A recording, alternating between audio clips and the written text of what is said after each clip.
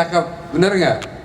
Makanya dia jasanya besar sama orang-orang. Karena yang jelek jadi cakep, kita doain berkah usahanya. Amin ya robbal.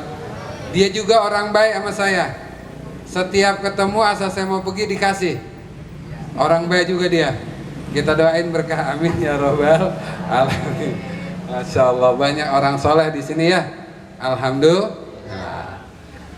Hadirin wal hadirat sekalian, malam hari ini satu kehormatan bagi saya karena saya harus berbicara di hadapan orang-orang soleh dan soleha. Mestinya guru kita Ustaz Haji Samsudin, karena hari ini beliau ada tugas yang jauh lebih penting. Kita doakan mudah-mudahan seluruhnya perjalanan beliau, acara beliau diberkahi oleh Allah dan dalam keadaan sehat walafiat. Amin ya robbal. Jadi malam hari ini saya mendapat kehormatan yang luar biasa. Oleh karena itu sebelum saya sampaikan, saya mau tanya dulu nih sama yang anak muda. Nanti anak mudinya belakangan. Saya mau tanya, ada nggak di antara kalian malam hari ini yang belum sholat isya? Ada nggak? Ayo jawab dah. Jawab dah. Gue mau jawab, gue malu, udah gitu. Nggak ngapa-ngapa. Jujur itu penting. Emang kadang-kadang kejujuran itu menyakitkan. Kejujuran itu menyakitkan. Contoh, ada orang kepalanya menyon, tau menyon? Gede ke samping. Kita bilang, idih, kepala kamu itu menyon. Kita mengatakan yang sesungguhnya tidak. Yang sesungguhnya emang palanya menyon. Enak aja pala gue menyon, marah dia. Padahal memang palanya menyon. Jadi jujur itu kadang menyakitkan. Tapi hukama mengatakan kulil haq walau kana murran. Katakan yang benar walaupun pahit, getir. Jadi sekali lagi saya tanya, ada nggak di antara kalian yang malam hari ini belum sholat isya? Ada?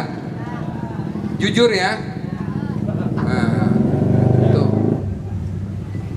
Anak-anak sekalian yang sangat saya cintai, kenapa harus saya tanya ini? Ini menjadi tanggung jawab saya di hadapan Allah Subhanahu wa Ta'ala terhadap diri kalian. Kalau kalian nggak sholat, sekarang saya mau tanya yang kedua. Ada nggak di sini yang udah SMA? Ada. SMP? Ada. Saya mau tanya satu hal. Kalian kalau lihat cewek cakep seneng apa tidak? Seneng? Kagak. La ilaha illallah. Tuh, mulai berantem dah. Nggak usah berantem. Kalau ada di antara kalian lihat cewek cantik, kamu nggak suka, itu ada masalah di diri kamu. Ada apa? Ada masalah. Kalau udah kenal cewek cantik, ngelihat cewek yang menarik, kamu udah bisa membedakan, itu berarti kewajiban sholat terhadap kalian sudah tidak ada toleransi lagi. Harus sholat.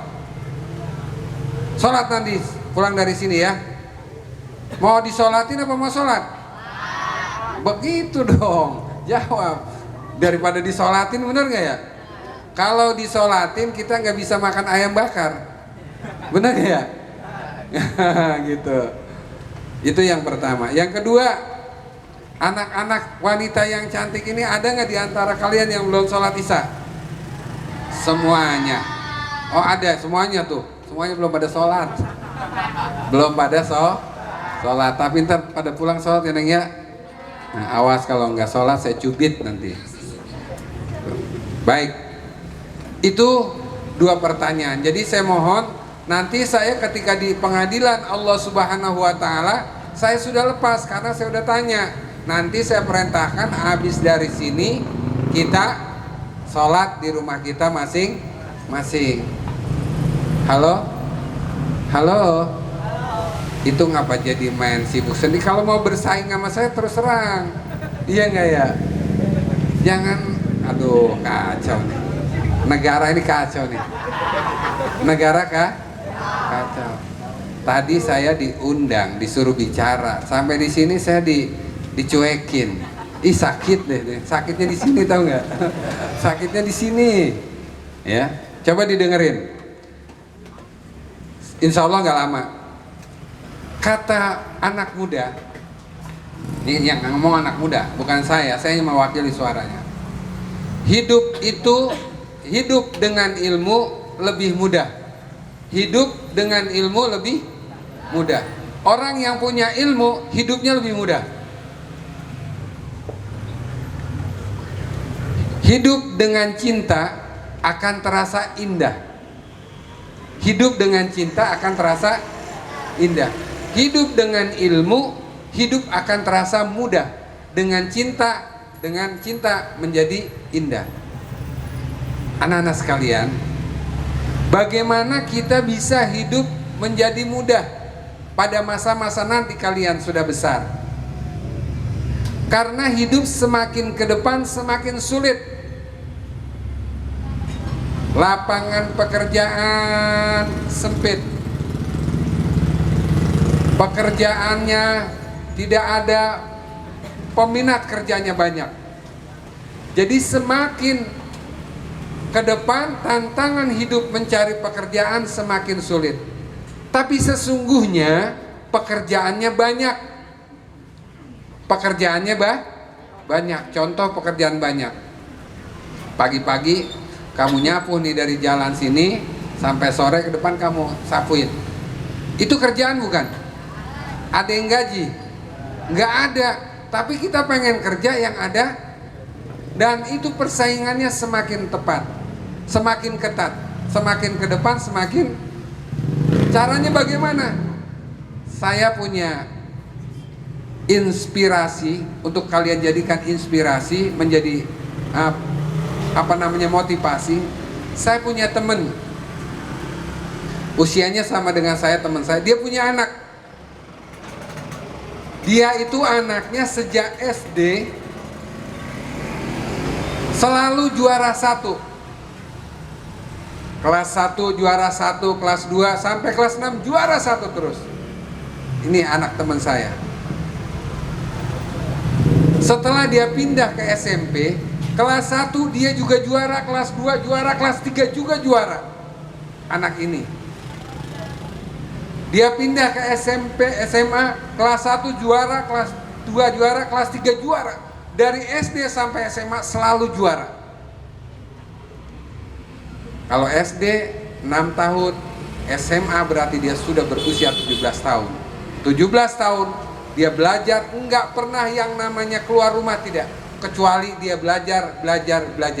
Ditanya sama bapaknya, sama teman saya, kamu nggak mau ikut jalan-jalan itu malam minggu seperti orang-orang? Ayah, saya nggak mau, saya pengen belajar. Satu hari nilainya itu dia belajar, nilainya dapat 7, dia nangis. Karena setiap kali dia ulangan, nilainya selalu 10. Dia mendapat angka 7, dia nangis. Selesai SMA, dia masuk ke Institut Pertanian Bogor, gratis karena dia siswa berprestasi. Selesai, aturan dia belajar 4 tahun, cuma dia tempuh 2 tahun. Tahun dia umur 21 tahun, dia pergi ke Perancis. Orang teman saya jalan, anak sini, anak kampung sini, Bojong Tua antara sini. Setelah itu dia bilang ini, ditanya, kamu ini kan sudah besar nak, kamu nggak punya pacar, kamu nggak punya gebetan? Kata ayahnya, ya, saya tidak akan pacaran sebelum saya belikan rumah ayah terlebih dahulu. Sebelum saya berangkatkan haji dulu ayah. Sebelum saya belikan kendaraan dulu. Kalau saya udah membelikan rumah, saya berangkatkan haji ayah sama mama, dan saya belikan kendaraan, baru saya mau pacaran. Dahsyat gak nih anak? Selesai, dia beli rumah. Setelah dia kembali dari Perancis, dia beli rumah di Pura Nusafa, bukan Pura Nusafa, apa itu, daerah Komsen, seharga 700 juta. Selesai rumah, kemudian dia berangkatkan haji kedua orang tuanya. Berangkat teman saya haji, saya disuruh ceramah. untuk pelepasan keberangkatan haji dia. Setelah pulang haji, disediakan dibelikan mobil terbaru oleh anak ini. Baru dia pacaran. Dahsyat nggak ini? Apa ini yang bisa didapatkan? Dia belajar dari mulai SD sampai SMA nggak belajar. Dapat nilai 7 dia menangis, merasa menyesal. Waktu SD dan SMA ini waktu yang panjang sampai perguruan tinggi. Maka kata Imam Ali, kenal Imam Ali?